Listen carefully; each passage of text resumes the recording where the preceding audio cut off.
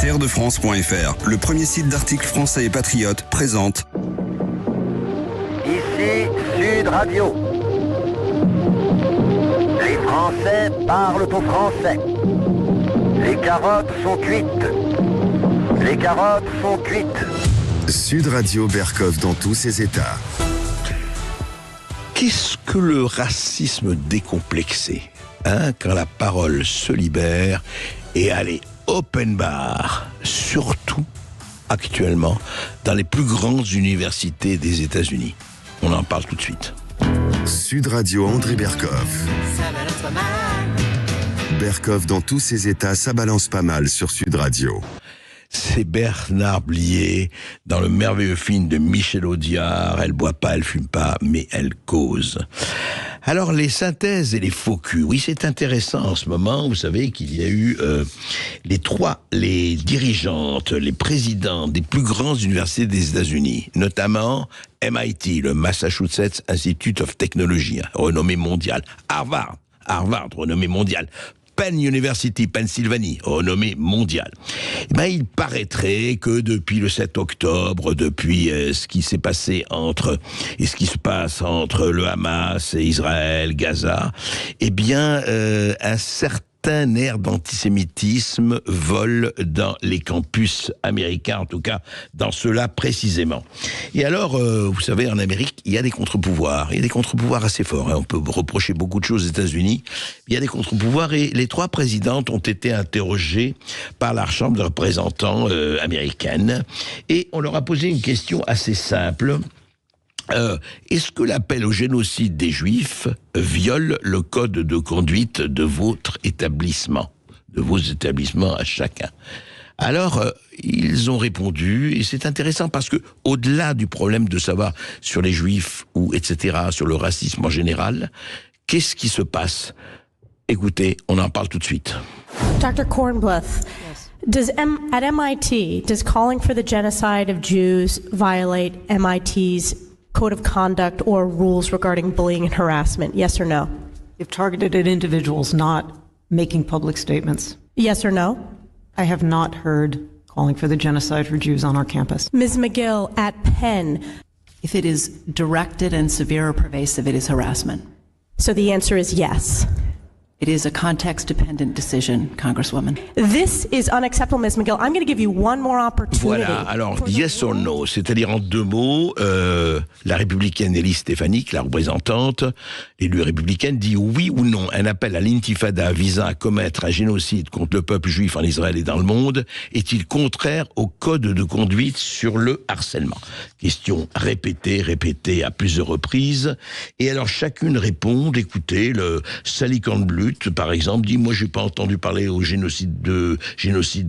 au génocide des Juifs sur notre campus.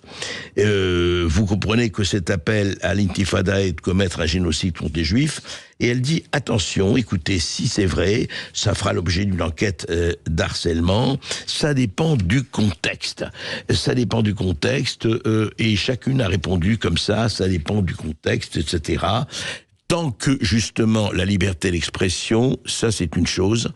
Alors, qu'est-ce qui se passe effectivement? Et je crois que c'est un vrai problème qui est posé par rapport au premier amendement américain. Bonjour Pierre Gerlin. Bonjour. Vous êtes professeur en études américaines à Paris-Nanterre, et effectivement, ça pose le problème au-delà de ce qui se passe actuellement au Proche-Orient. Si j'ai bien compris, mais corrigez-moi si je me trompe, le premier amendement de la Constitution américaine permet la liberté d'expression la plus totale, la plus entière, y compris quand il s'agit de parler de, gazez-les ou génocidez-les, etc. Alors qu'en France, c'est beaucoup plus restrictif. Est-ce que c'est bien ça? Et c'est pour ça que ça a provoqué ce que ça provoque aujourd'hui. Alors, c'est pas tout à fait ça, je vais vous expliquer. Mais avant, il faut faire une analyse de ce qui s'est passé au Congrès. Il se trouve que je reçois en anglais des articles de Haaretz, journal israélien, qui a eu hier un article de Ben Samuels disant « Si vous voulez combattre l'antisémitisme, surtout ne suivez pas Stefanik ». C'est-à-dire la personne qui a interrogé les présidents des universités. Pourquoi? Il s'agit d'une femme trumpiste qui croit à la théorie du grand remplacement, donc qui est dans une zone de racisme et de complotisme. Et qu'a-t-elle fait au Congrès? Elle a posé des questions très agressives aux présidentes des universités, qu'elle a mis mal à l'aise, en leur demandant est-ce qu'il est possible d'appeler au génocide des Juifs. Une des présidentes a répondu j'ai pas entendu parler d'appel au génocide des Juifs. Alain Guerlain. Il n'y a pas eu d'appel au génocide. Non, c'est pas vrai ça, c'est pas vrai. Alain Guerlain, moi j'ai suivi aussi, vous savez, c'est notre métier, de ce qui s'est passé dans certains campus. Il y a eu certains, c'est une minorité, qui ont dit, ça s'est passé en Australie, mais ça s'est passé aux États-Unis, et ils ont appelé en disant, on en a marre, etc., gazez-les. Je vous assure qu'il y a eu des témoignages filmés là-dessus. Alors, c'est une minorité, mais ça a existé. Il y a peut-être, il y a peut-être quelques individus qui ont tenu ce discours. Mais il faut savoir dans quel contexte ça se passe. La loi américaine, effectivement, n'interdit pas les choses qui sont interdites en France. Et les présidents des universités ont, dans les faits, rappelé ce qu'est la loi américaine. C'est-à-dire que dans l'espace public américain, il y a des gens qui disent « tuez-les, tuez tous les Palestiniens ». C'est pas interdit. Ça, dans l'espace public, c'est pas interdit. Mais la façon dont elle a posé les questions, il s'agit, encore une fois, d'une femme qui est trumpiste. Oui, mais enfin, elle n'est pas seule d'être trumpiste. Il y a 60 millions de trumpistes aux États-Unis, vous savez.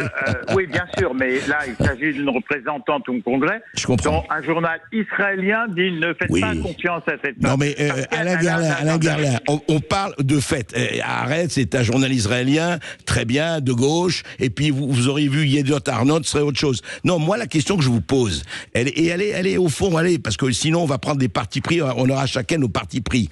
Est-ce que, et moi ça ne me gêne pas du tout, est-ce que aux États-Unis, le fait de dire tuer à mort les Palestiniens, ou à mort les Arabes, ou à mort les Juifs, etc., tant que ce n'est pas suivi d'actes, parce que c'est ça le problème, c'est pas parce que là il s'agit des Juifs ou des Israéliens, est-ce que c'est permis, c'est la Constitution qui le permet? C'est ça la question.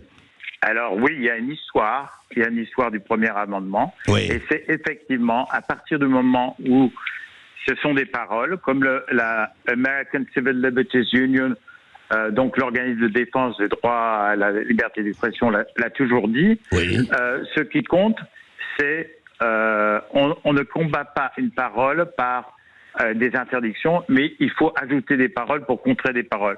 Donc la liberté d'expression, elle existe, et elle permet de dire des choses qui sont interdites en France.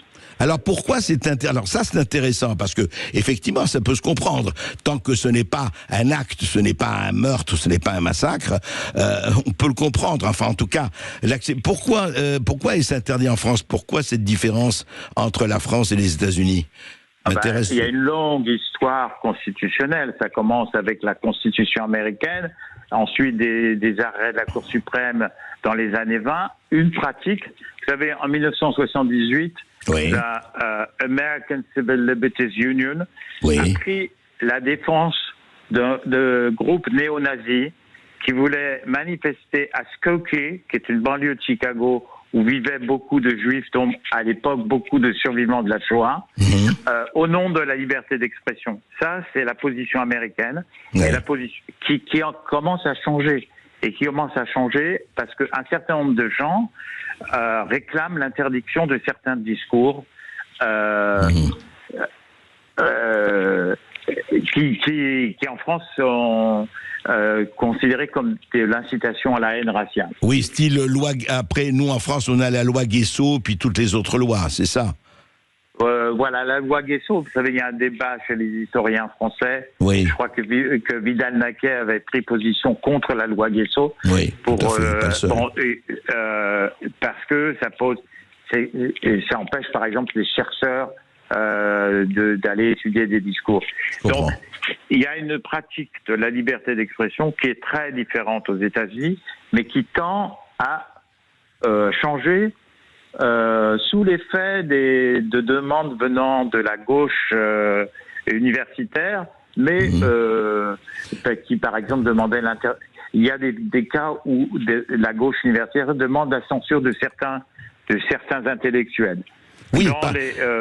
dans les universités. Oui, alors est-ce que Alain Guerlain, c'est intéressant, est-ce que ça c'est l'influence un peu woke et cancel culture?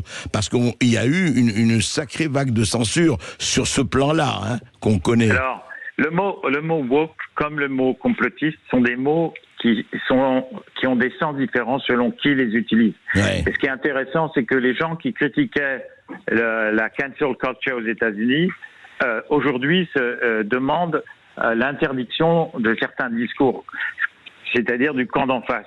D'accord. Il y a un phénomène où effectivement différents groupes demandent la censure, soit dans l'espace public, soit à l'université. Mais en ce qui concerne cette vidéo et cette attaque des présidentes des universités américaines, ce qui est important de dire, c'est que il n'y a pas eu d'appel au génocide des Juifs, à part quelques individus, mais de la part des professeurs. Du reste, dans toutes ces accusations, on n'a pas de nom donné et d'accusations précises. Quand on lance quelque chose comme ça, il faut des accusations précises. Oui. Et il faut bien comprendre que le contexte, c'est... il y a un penseur israélien qui enseigne aux États-Unis, qui s'appelle Raz Siegel, qui dans une revue qui s'appelle Jewish Current, a parlé de génocide, mais de génocide à Gaza de la part d'Israël.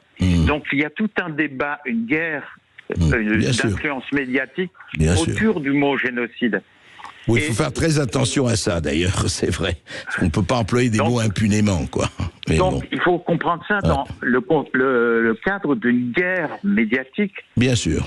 Entre deux camps. C'est sûr. Et les présidentes américaines, des universités américaines, elles répondent pas toujours très bien. Parce que, par exemple, lorsque l'élu parle d'intifada comme étant synonyme de génocide des Juifs, elle montre sa totale ignorance de l'histoire du Moyen-Orient, de la signification des intifadas. Bien sûr.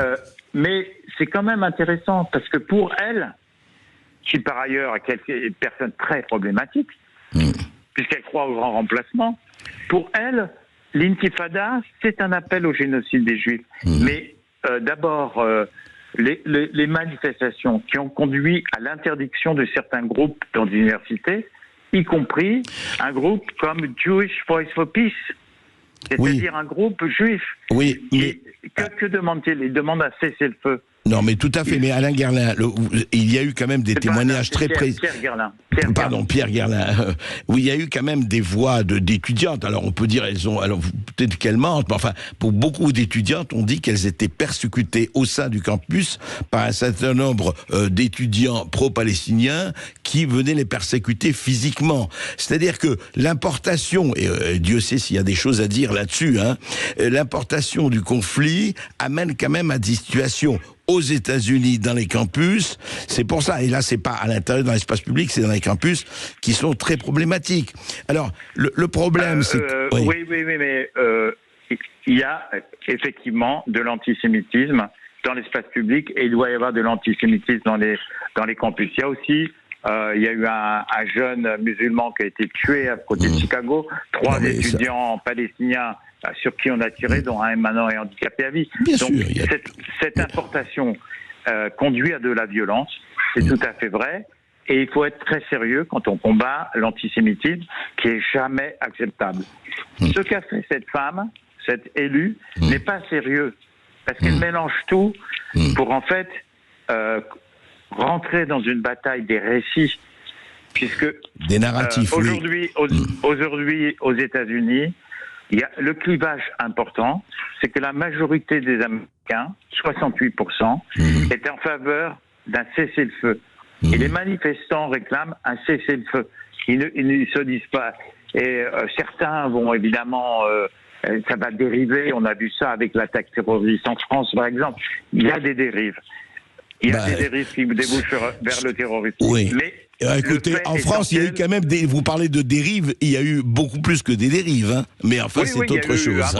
Il y a eu un mort très récemment. Ben oui, et il y a plusieurs morts avant, hein. Bon, donc des deux côtés. Faut être objectif là. Oui, alors vous savez, il faut dire d'où on parle. Moi, je vais vous dire d'où je parle. Oui. Je suis assez d'accord avec Jewish Voice for Peace aux États-Unis, Ou alors, par exemple, je suis Gabor Maté, qui est un médecin très connu. Pierre Guerlain, je vais vous dire une chose, on va pas faire le truc du conflit israélo-arabe, mais moi je peux vous exhiber aussi des Natorei Karta, tous ces juifs à paillettes qui vous disent que l'État d'Israël ne devrait pas exister. Alors si vous me dites, oui, je connais des juifs bon, alors voilà, le problème de Israël et pays arabes, ça malheureusement, moi la question, il prendrait beaucoup de temps, et il y aurait vraiment des deux côtés beaucoup d'arguments à donner. Et je peux vous le dire parce que moi j'ai vécu au Liban, je suis né à Beyrouth, j'ai vécu 25 ans au Moyen-Orient, je parle arabe, je lis l'arabe, et je peux vous dire que je connais vraiment bien cette situation. Donc voilà, on pourra en parler. Voilà. Non, mais moi je ne veux pas parler des pays arabes et de l'antisémitisme qui existe dans les pays arabes, dont certainement vous connaissez mieux. Simplement sur les États-Unis, il faut savoir qu'actuellement, il y a une bataille culturelle autour du cessez-le-feu, avec des élites politiques qui sont toutes presque unies contre un cessez-le-feu, et la majorité des Américains qui est favorable à un cessez-le-feu. Et autour de ça, il va y avoir tout un tas de récits médiatiques problématiques. C'est vrai. Mais le vrai problème de l'essentiel pour moi, c'est la définition de la liberté d'expression, et on revient à l'essentiel, parce que après, vous savez, on verra bien aux élections américaines ce qui va se passer. C'est là où on verra au-delà des sondages qui est avec qui et qui est pour qui. Le problème vraiment, c'est que en Amérique, il devrait y avoir une totale liberté d'expression, et s'il y a des appels à la haine et au meurtre, ils devraient être sanctionnés. Voilà, moi en tout cas personnellement, c'est ma position. Les appels au meurtre ne sont pas autorisés par le premier amendement. Où il y a l'exemple qui est connu, c'est appeler à crier il y a le feu dans un théâtre. Ce n'est pas protégé par le premier amendement. Il s'agit juste d'expression d'opinion. Et alors l'Europe est très contente d'avoir des lois contre l'incitation à la haine raciale, mais on voit qu'en Europe, l'extrême droite qui pratique la haine raciale, elle n'est pas du tout freinée par Dites-moi, à votre avis, juste Pierre Guerlain, l'islamisme radical ne pratique pas la haine raciale, pour vous ? Bien sûr. Mais on va pas... Non mais c'est intéressant parce que vous me donnez... Non mais je suis très frappé que monsieur le professeur des études américaines à Paris-Nanterre ne me donne des exemples que d'un seul côté. Moi je vous donne des exemples des deux côtés, vous avez des exemples d'un seul côté. Vous êtes un peu manichéen, cher professeur. Tous ces gens qui manifestent aux États-Unis, tous, y compris les groupes juifs américains qui manifestent pour un j'ai compris, sur ce dénoncent le Hamas. Et les brutalités, les crimes du Hamas. Il est clair que le Hamas a commis des crimes de guerre. On va être d'accord là-dessus, je pense. Il est clair qu'il y a des groupes terroristes qui sont animés par la haine de l'autre. Mais moi, je ne parle pas du monde arabe, là. Je dis ce qui se passe aux États-Unis. Je comprends. Écoutez, merci en tout cas, merci de votre témoignage, et on va continuer à parler de tout ça parce que malheureusement, cette histoire n'est pas finie. Merci Pierre Guerlain. Merci beaucoup. Merci. Je rappelle que vous êtes professeur émérite en études américaines à Paris-Nanterre. Et puis ça y est, vous connaissez la musique. Le grand sapin de Noël de Sud Radio, c'est maintenant. C'est le moment pour vous d'ouvrir votre petit ou gros cadeau en direct. Et c'est Brice, le grand gagnant, qui nous appelle depuis Valence dans la Drôme. Bonjour Brice. Bonjour. Bon, vous avez été sélectionné pour le grand sapin de Noël Sud Radio. Brice, vous gagnez... super, une tablette tactile offerte par la Confédération des buralistes qui vous offre un confort largement supérieur pour nous écouter, pour nous regarder peut-être sur YouTube et sur Facebook. Merci beaucoup Brice de nous avoir appelé. Merci beaucoup. Vous avez prévu quelque chose pour les fêtes là ? Vous êtes dans les préparations ? En famille. En famille avec ma maman, mon fils, ma femme. Voilà, on va tous se retrouver. Bon, vous aurez une tablette pour nous écouter. Merci beaucoup Brice de nous avoir appelé, et restez connectés jusqu'au 25 décembre puisque le sapin de Noël Sud Radio continue sur les réseaux sociaux et sur sudradio.fr. À tout de suite. Sud Radio Berkov dans tous ses états. Appelez maintenant pour réagir 0826 300 300.